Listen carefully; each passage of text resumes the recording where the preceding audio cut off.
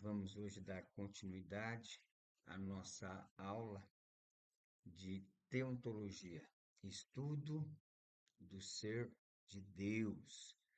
Nós vamos hoje terminar a nossa lição um e 2 e, havendo tempo, nós também estaremos entrando na lição 3 e 4. É importante nós entendermos algumas coisas que nós já vimos, né, na aula passada, né, que a teontologia é o estudo do ser de Deus, só que estudar Deus não significa dissecá-lo, né? Pois Deus, ele é infinito. O teólogo alemão Otto afirmou que Deus é o totalmente outro, ou seja, transcendente, incomparável.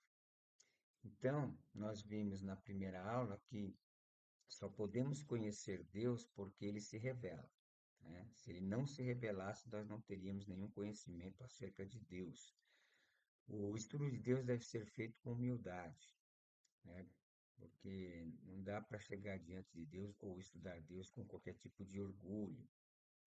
E temos que entender que mentes finitas, né, não podem compreender plenamente o Deus infinito, tá? Então, é sempre bom a gente recordar isso. Também vimos na aula passada as fontes de conhecimento de Deus, né? Os quatro principais meios pelos quais o homem tem contato com a ideia de Deus. Nós vimos que é a intuição, né? Vimos a primeira, que é o conhecimento imediato, sem raciocínio elaborado. Observamos que a intuição empírica está ligada aos sentidos e à experiência, e a intuição racional, né, está ligada à apreensão de princípios universais pela razão. Vimos também que, né, Descartes defendeu a intuição racional como conhecimento claro e distinto. Já Immanuel Kant, ele falou da intuição pura como uma estrutura a priori, ou seja, espaço e tempo. E também observamos que muitos defendem que a ideia de Deus é uma intuição inata no ser humano, que é a que nós realmente cremos, né? Também observamos na primeira aula a tradição, né? Vimos a tradição original do conhecimento de Deus desde Adão. Também vimos a presente, que é o ensino, passado de pai para filho. E observamos também que a fé é transmitida de geração em geração, positivamente ou negativamente. Também observamos que a outra forma, né, do conhecimento da ideia de Deus é a razão, ou seja, que a razão ela possui o valor intrínseco, né, porque reflete a racionalidade perfeita de Deus, e os valores pelas realizações, ou seja, observando na ordem do universo, né, nós já podemos entender e compreender um pouco da existência de Deus. Contudo, né, observamos que a razão humana é limitada, né, e sujeita a erros. A outra forma de conhecimento de Deus que nós vimos foi a revelação, né, que é a mais importante. Enfatizamos que a revelação supera todas as outras fontes que nós vimos e que a revelação ela se divide em duas partes. A revelação geral, que é a manifestação de Deus na natureza, na consciência e na história, né? Então, todos recebem essa revelação. E vimos também a revelação especial, né? Que manifesta, ou seja, é a manifestação salvadora de Deus, que está nas Escrituras e em Jesus Cristo, tá? Agora, nem todos recebem essa revelação de forma salvadora, né? Algumas pessoas recebem, mas negam e rejeitam. Depois nós já entramos na questão da existência de Deus, né? Ou seja, nós observamos, né? Iniciamos até a aula anterior falando que a Bíblia não tenta provar a existência de Deus, né? Então, a Bíblia não tenta provar Deus filosoficamente, ela apenas afirma sua existência. No princípio criou Deus os céus e a terra. E nós vimos o teólogo Weiningrund que ensina que todos têm um senso interior de Deus. E hoje nós vamos ver as evidências que corroboram, ou seja, que reforçam a existência de Deus. E isso é muito importante, né? Então vamos aos nossos slides, você já deve ter o seu também aí. Então vamos ver. A Bíblia não busca oferecer nenhuma prova racional quanto à existência de Deus. Ao contrário, ao contrário disso, né? Ela inicia afirmando a existência de Deus. Gênesis 1, né? Como nós já vimos. No princípio criou Deus os céus e a terra.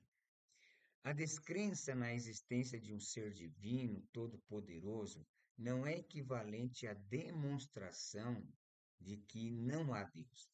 Essa demonstração pertence à natureza dos casos que se tornam impossíveis. A existência divina é uma verdade tão clara que não necessita de prova. É uma verdade tão elevada que não é possível sequer prová-la. A respeito da existência de Deus, o ateu pode até cultivar dúvidas, mas não tem provas. No entanto, a respeito da existência de Deus, o crente tem provas, mesmo que de vez em quando seja associado à dúvida. Então, né, como está claro no nosso slide, né? A existência de Deus é algo, como nós já vimos anteriormente, inato, né, no ser humano. Tem um livro muito interessante que chama Fator Melquisedeque. Esse livro é interessante por quê? Porque ele fala, né, de várias culturas e em todas essas culturas a noção e ideia de Deus existe, né? E é interessante que em todas as culturas estudadas pelo autor, ele prova e mostra que realmente a ideia de Deus, mesmo quando ela não é uma ideia específica como dentro do monoteísmo cristão, ela sempre existiu em todas as culturas, aquele ser que era considerado o ser, o Deus dessas culturas. Então, é, não tem como, né? Não precisa se querer provar. Aqueles que duvidam, eles podem até duvidar, mas eles não têm provas, né, para fazer uma afirmação da não existência de Deus. Ao contrário das revelações que Deus já tem feito para o homem, através da intuição, através da razão, através, eh, da palavra, através do próprio Senhor Jesus Cristo. Então, essas evidências corroboram, colaboram para a compreensão de que Deus existe. Ó, o próprio universo, segundo os cientistas, permanece em contraste, perdão. O próprio universo, segundo os cientistas, permanece em constante expansão. As galáxias estão se afastando e, à medida que isso ocorre, vai ficando mais frio à proporção que se consome mais energia. E, então, um dia, todas as estrelas se apagarão. Toda a matéria será atraída por estrelas mortas e buracos negros. Toda proposta de um presente sem Deus é de um futuro de caos e sem vida. Se toda pessoa deixa de existir quando morre, então qual o sentido de viver? Como diz Grais, né? O homem não precisa apenas da imortalidade para que haja um sentido último para viver. Ele precisa de Deus e da imortalidade. E se Deus não existir, então ele não tem nenhuma coisa nem outra. Então, nós temos aí algumas pesquisas, né, E é interessante que alguns cientistas estão dizendo que a Terra não dura mais 50 anos, né? Devido aos ataques que o próprio homem tem feito contra a natureza, o efeito estufa e tantas outras poluições que estão tomando o mundo. Então, se nós pensarmos, bom, Deus não existe. Se Deus não existe, a gente começa a ficar assim, então qual é o sentido da vida? Né? Vim aqui viver alguns anos, né? Anos que passam muito rápido, né? Porque a vida é assim, ó, né? Segundos, né? Quando você olha assim, é só a gente olhar para nós mesmos, né? Hoje eu tenho, né? Tô aqui com 63 anos, e falo, meu Deus, como passou rápido a vida. Então, se Deus não existe, então a gente não teria nenhum tipo de razão para viver, né? É comer, beber, que amanhã vamos morrer. Então, que sentido teria de lutar? Que sentido teria de viver? Não teria sentido nenhum, porque depois que morre, você pode aqui na vida conquistar milhões, conquistar muitas coisas, mas e se não existe Deus, se não existe uma eternidade, então não há razão, né? E esse pensamento, ele traz a anarquia, né? Porque se não existe razão para viver, se não existe um ser que vai, né? No qual eu vou ter que me apresentar para dar conta da minha vida, então a vida pode ser uma anarquia, que não vai, né? Não vai dar em nada, porque se não existe Deus, mas para nós cristãos não é assim, né? Deus existe, as provas são irrefutáveis, né? Mesmo que não queiram crer, como muitos não creem, né? A existência de Deus é verdadeira. Então, como diz aí o texto, né? O homem não precisa apenas da imortalidade para que haja um sentido último para viver. Ou seja, o sentido último aí é o sentido principal da vida. Ele precisa de Deus e da imortalidade. E se Deus não existir, então ele não tem nenhuma coisa e nem outra. Então, essa questão de querer negar a existência de Deus é uma ação que realmente não tem sentido. Bom, vamos ver agora a cognoscibilidade de Deus, né? Ou seja, quando nós falamos em cognoscibilidade de Deus, nós estamos falando em duas coisas, né? Deus é incompreensível, no sentido de que não podemos conhecê-lo plenamente, mas ele é cognoscível, ou seja, podemos conhecê-lo verdadeiramente. Então, vamos ver alguns textos aqui para que a gente possa entender melhor essa questão da cognoscibilidade de Deus. Vamos ver aqui Romanos, capítulo de número 11, capítulo de número 11 e o verso de número 33. Romanos 11, 33. Olha só, o hino de adoração, né, escrito pelo apóstolo Paulo. Olha que coisa linda. Ó profundidade das riquezas, tanto da sabedoria como da ciência de Deus!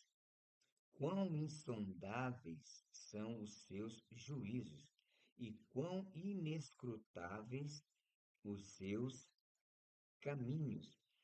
Então, nós observamos aqui, né, o apóstolo Paulo, né, definindo essa essa, essa incompreensão, né? Por que incompreensão? Quando fala em compreensão, não é que nós não conseguimos compreender Deus em nada. Não. Por quê? Porque Deus se auto-revelou como nós vimos, né? Na intuição, na mente, no coração, também na natureza, na revelação. Só que plenamente, nós não conseguimos, é, compreender a Deus, né? Podemos compreender e compreendemos aquilo que ele se auto-revelou. Então, Deus, ele é um ser incompreensível no sentido da plenitude, ou seja, o homem, um ser finito, não possui capacidade ou condições de compreender plenamente a Deus, tá? Então vamos ver um outro texto aqui, 1 Coríntios, 1 Coríntios, capítulo de número 2.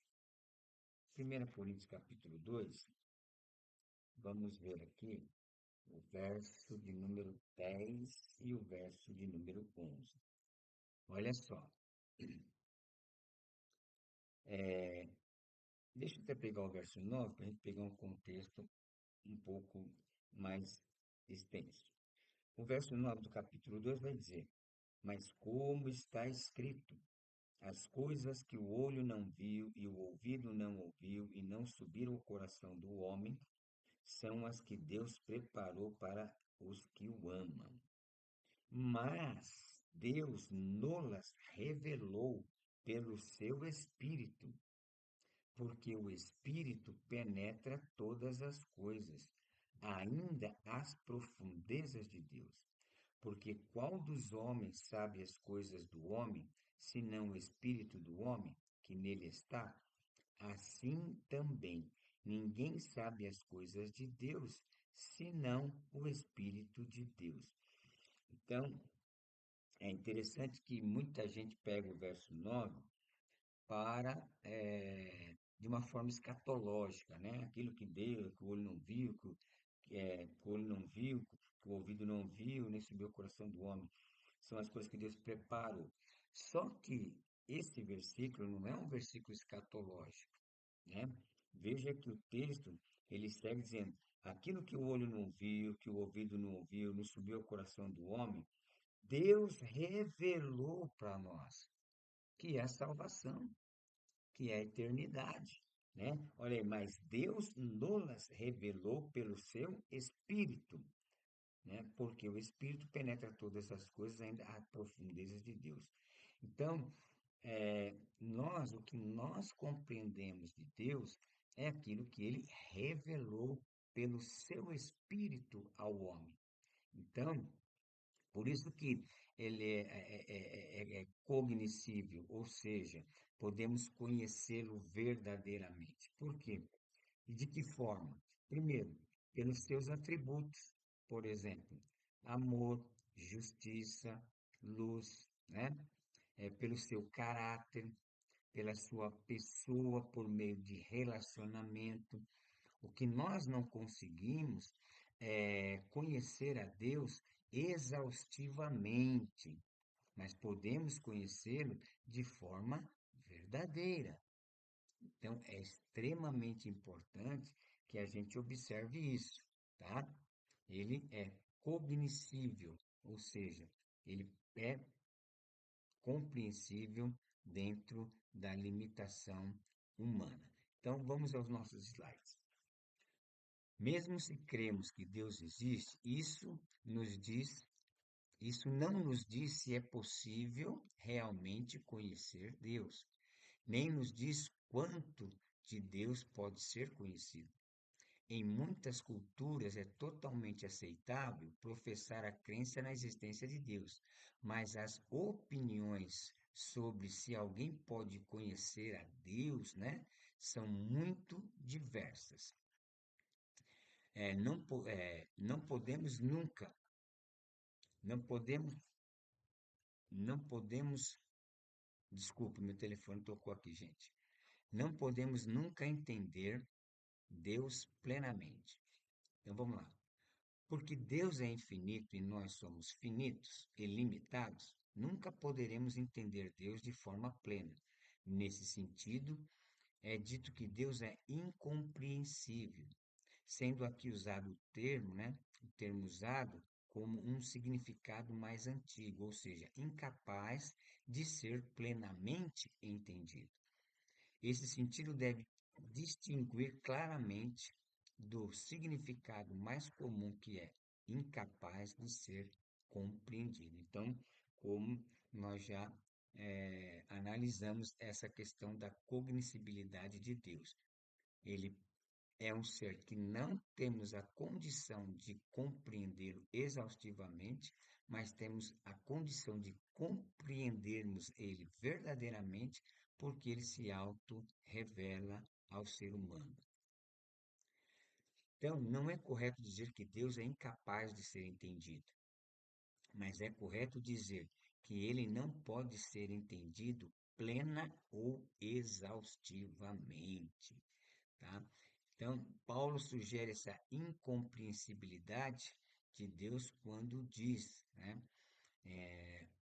Ó profundidade das riquezas, tanto da sabedoria como da ciência de Deus, quão insondáveis são os seus juízos e quão inescrutáveis os seus caminhos. Né? O texto que nós lemos ali em Romanos 11:33, mas nós vimos também no 1 Coríntios 2:10 e 11 que Deus se auto-revela ao homem pelo seu Espírito. Então, essa doutrina da incompreensibilidade de Deus tem aplicação muito positiva para a nossa vida. Ela significa que nunca seremos capazes de conhecer demais ou o suficiente a respeito de Deus, pois nunca poderemos exaurir as coisas que temos de aprender dele. E dessa forma, nunca nos cansaremos de ter prazer na descoberta infindável da sua excelente e da grandeza de sua excelência, né? E da grandeza de suas obras. Então, eu acredito que ficou bem claro, né, essa questão da cognoscibilidade de Deus, né? Que parece às vezes até um paradoxo, né? A gente não pode compreender-os plenamente, mas a gente pode compreender Deus de verdade, né? Mas é justamente por isso. Não conseguimos compreender completamente, né? Exaustivamente, mas conseguimos compreender aquilo que ele se auto-revela e aquilo que nós somos possíveis de compreender. Porque existem coisas que nós não somos capazes de compreender acerca de Deus. E alguns dizem, até concordam, né, que se Deus fosse completamente, né, revelado, né, ele deixaria de ser Deus, né, porque se você compreendesse Deus na sua plenitude, talvez, né, perderíamos até o respeito, né, porque se eu conheço tudo, né, então por que que eu tenho que temer ou respeitar, né? Então, tá aí a questão da cognoscibilidade de Deus. Segunda parte aí, ó. Todavia podemos conhecer Deus verdadeiramente. Então, na primeira parte nós observamos que não é, não é, é, não conseguimos, né, compreender Deus dentro da sua plenitude, mas temos também a condição de compreender Deus verdadeiramente. Olha aí que Paulo diz aí, 13:12. Porque agora vemos como em espelho, obscuramente. Agora conheço em parte, né? E Paulo vai dizer que quando nós estivermos lá, nós o conheceremos verdadeira como ele é. Mas nessa vida, nessa condição da qual nós estamos hoje, o que que acontece? Nós conhecemos Deus, vamos dizer assim, parcialmente, né? Parcialmente. Mas quando estivermos lá, conheceremos ele como ele verdadeiramente é. E mesmo assim, né, aí quando a gente pensa em estar no céu, a vida eterna, não podemos garantir que lá também nós teremos essa compreensão plena, né? Bom, mesmo que agora não possamos conhecê-lo exaustivamente, podemos conhecer muitos aspectos sobre Deus que correspondem à realidade. De fato, tudo o que as Escrituras nos dizem a respeito de Deus é verdadeiro. É correto dizer que Deus, né? Deus é amor, né? Deixa eu corrigir aqui, que aqui tá. Deus é amor, né? como está lá em 1 João 4:8. Deus é luz, como está lá em João, capítulo 1, verso 5. Deus é espírito, como está lá em João 4:24, né, no diálogo de Jesus com a samaritana. E também Deus é justo, como Paulo vai se referir ali em Romanos 3:26. Assim por diante, né? Dizer isso não significa ou requer que saibamos tudo a respeito de Deus, de seu amor, de sua justiça ou de qualquer outro atributo. Quer ver uma coisa, às vezes, difícil para o homem compreender a respeito de Deus? É a sua misericórdia. Por quê? Às vezes, e temos testemunho de pessoas que foram pessoas terríveis, até pessoas que já chegaram a matar outras pessoas, né? Essas pessoas, quando elas se convertem, o que que acontece? Deus perdoa elas. E às vezes nós não. Como que Deus pode perdoar um estrupador que se arrepende verdadeiramente? Como que Deus pode perdoar um assassino, um camarada que matou uma pessoa? Para nós é incompreensível essa misericórdia de Deus, né? Outra coisa, né? A Bíblia diz que Deus amou o mundo de tal maneira. Mas como é esse tal, né? A ponto de enviar seu filho. É que são coisas incompreensíveis, né? Essas ações de Deus. Por exemplo, por que que Deus não destruiu o Satanás logo quando ele se rebelou no céu? Você consegue compreender? Não conseguimos. Mas nós conseguimos compreender uma boa parte das verdades acerca de Deus que ele auto se revelou para nós. Vamos para o próximo slide. Bom, ainda muito mais significativo é o fato de que conhecemos o próprio Deus, não simplesmente fatos a respeito dele ou as ações que ele realiza. Fazemos distinção entre conhecer fatos e conhecer pessoas no uso comum em nossa língua. Algumas pessoas dizem que não podemos conhecer Deus propriamente, mas somente conhecer alguns fatos a respeito dele, ou que ele faz. Outros têm dito que não podemos conhecer Deus como ele em si mesmo, mas somente o que ele nos revela. E há, né? E há a sugestão, deixa eu tirar isso aqui, de que essas duas coisas são, de algum modo, diferentes. Mas a Escritura não nos fala desse modo. Diversas passagens falam de conhecermos o próprio Deus. Vamos ver essa passagem de Jeremias, Jeremias, capítulo de número, capítulo de número 9 e o verso 23. Jeremias 9, 23 e 24. Diz assim o texto: Assim diz o Senhor: não se glorie o sábio na sua sabedoria, nem se glorie o forte na sua força, não se glorie o rico nas suas riquezas. Mas o que se gloriar, glorie-se nisso, em me conhecer e saber que eu sou o Senhor, que faço beneficência, juízo e justiça na terra, porque destas coisas me agrado, diz o Senhor. É um texto bem claro, né? O Jeremias, ele está dizendo que, principalmente no verso 24, o crente não deve, né, pensar no conhecimento secular, né, no talento humano ou nas riquezas terrenas. Pelo contrário, ele deve exultar e regozijar-se somente no seu relacionamento pessoal com o Senhor e na sua graça que nos capacita, né, a conhecê-lo e a viver em retidão. Então, todos os valores terrenos tornam-se eclipsados, né, ante a alegria de conhecer a Deus. Então, o verdadeiro valor, né, na vida consiste em nos dedicarmos a Deus e aos seus ensinos e fazer a nossa parte para que Ele nos encha do seu espírito e cada vez mais da compreensão de Deus, aperfeiçoando o nosso relacionamento com Ele.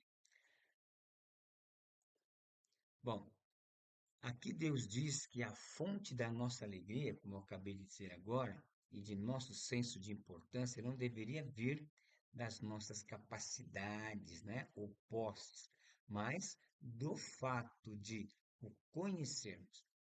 De modo semelhante, orando a seu Pai, Jesus, né, pôde dizer, deixa eu consertar aqui, Jesus pôde dizer: e a vida eterna é esta, que te conheçam a ti só, por único Deus verdadeiro, e a Jesus Cristo, a quem enviaste, né?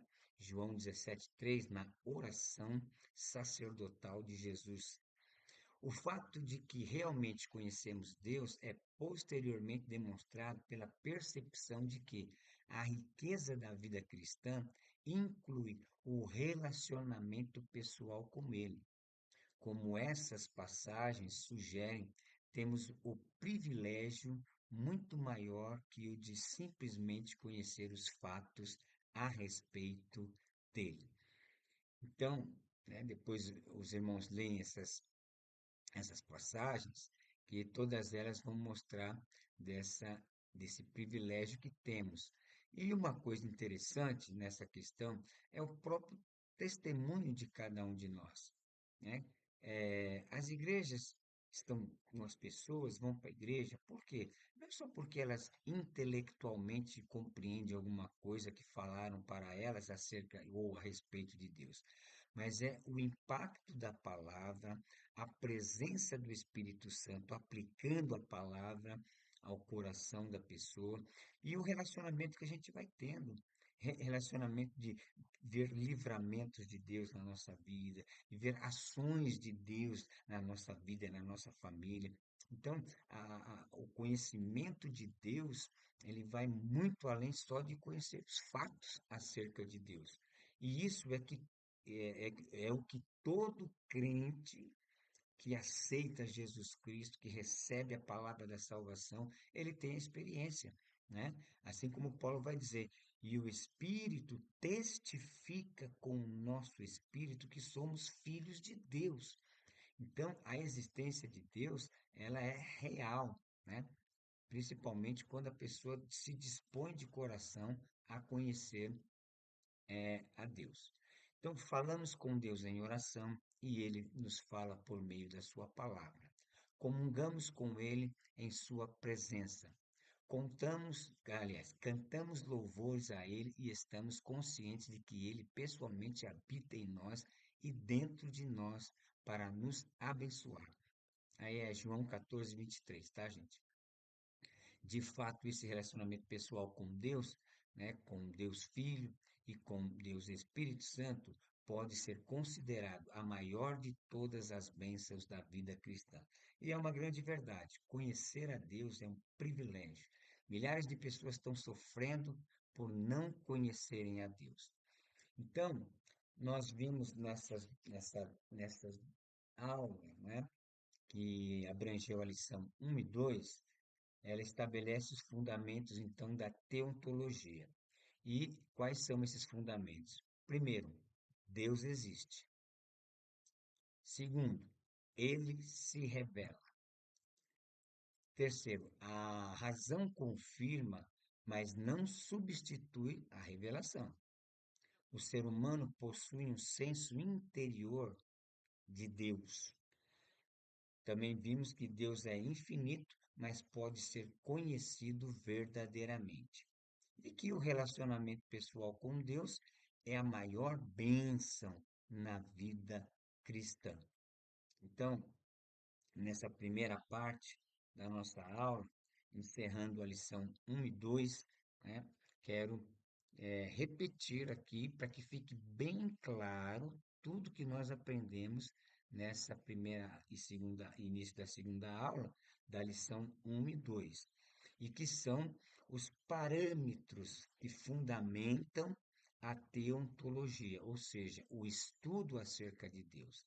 Então, para mim estudar Deus, eu tenho que entender isso. Deus existe e ele se revela, né? A nossa razão, ela confirma, mas não substitui a revelação. O ser humano possui um senso interior, né, acerca de Deus, né? Deus é infinito, mas pode ser conhecido verdadeiramente, né? A questão da cognoscibilidade que nós vimos. E o relacionamento pessoal com Deus é a maior bênção na vida cristã. Nós vamos fazer uma pausa e logo em seguida nós vamos retornar para estudar a aula 3 e a aula 4. Vai tomar uma aguinha e daqui a pouco nós retornamos. Deus abençoe.